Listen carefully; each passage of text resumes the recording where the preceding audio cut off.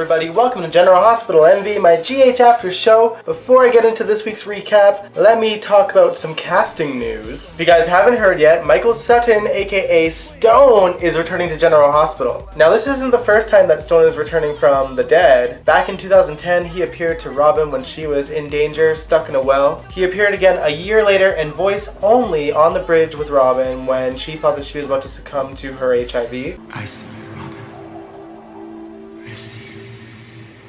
And now he's back again. Now listen, I know if you guys have watched my videos that I sometimes come across as a complete Sonny hater, but let me tell you something, I have such a soft spot in my heart for 1990s Sonny Corinthos, okay? I was definitely a Sonny and Brenda fan. I loved Sonny and Stone and Robin's friendship, so I guarantee that I am going to be an emotional wreck whenever these scenes appear. I don't think we have an official date of when he's coming yet, but I'm gonna be a wreck. Just saying. What are your guys' predictions for Stone's appearance? Let me know in the comments below. But now onto the show, and let's start off with Sonny. He is trying to make amends with Joseline. He somehow managed to pull some strings and get Jax in the clear so that he can come back into the country. Joseline is grateful, but again, it does not negate what he did to Jax in the first place, so he shouldn't expect Joseline to sing Kumbaya for him just yet. Before he managed to give Joseline the good news though, her friend Oscar was all up in his face. Sure, he didn't know that it was her stepfather, but I was loving every second of it. He had his phone out and he was ready to video Sonny talking to this underage girl, and just when he thinks Sonny was gonna rip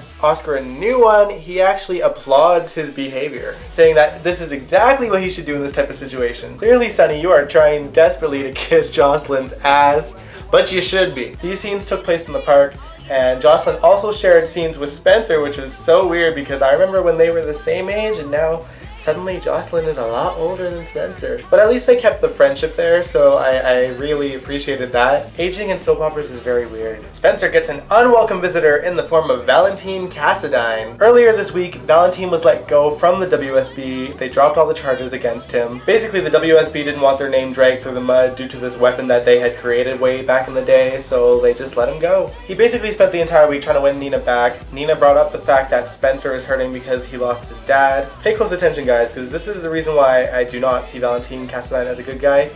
To try to win Nina over, he's gone to Spencer to try and make amends for killing his father. I thought it was slimy AF. I know there's that argument that Nicholas is not really dead because there was no body, but the fact is we know that they're not going to bring Nicholas back anytime soon.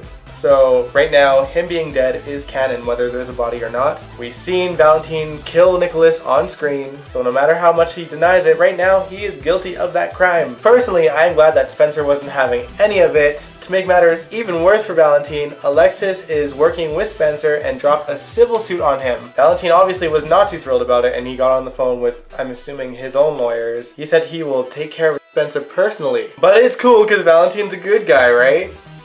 Alright, so now for my favorite highlight of this week, we had Scott Baldwin learn that his father Lee Baldwin has passed away. The actor who once played Lee Baldwin, Peter Hansen, passed away just a few months back in April, and the show decided to honor him by doing this tribute episode for him. Lee Baldwin may have been a little bit before my time, maybe a lot before my time, but I watch GH classic episodes all the time on YouTube. So I've gotten to know the characters of yesteryear and love them absolutely. Obviously the best thing that we got out of this tribute episode was the return of Scott and Lucy's daughter, Serena, played by Carly Schroeder, who originally played Serena back in the day as well. She is all grown up and looking stunning, and the scenes between Scotty, Lucy, and Serena were just so wonderful to watch. Honestly, the show has dropped Serena's name so many times. Since forever, since Lucy returned pretty much, and they haven't brought her back till now, and I'm like, they're not even keeping her, and why? Why? You need a legacy character and she is perfect. Another great thing that I personally loved about this scene is that we got to see Ken Schreiner and Scott Baldwin being something other than a doofus. I know it's really bad to say, but Scott, most of the time on screen these days, is an idiot. We haven't seen Scotty in a serious story since the 90s, so to see these scenes and see how heartbroken he was over his father's death, talking about all the ways that he failed his father, I just loved it. So yeah, that's all I gotta say about this week's General Hospital. Let me know what you guys thought of this week's show in the comments below. Did the Scotty, Lucy, Serena reunion make you cry? Are you Team Spencer or Team Valentin? Do you want Sonny and Joseline to make amends? And on a scale of 1 to 10, how excited are you that Stone is coming back? Let me know all that in the comments below or on my Tumblr page. Be sure to subscribe. I do these videos every Sunday. I will catch you guys next week.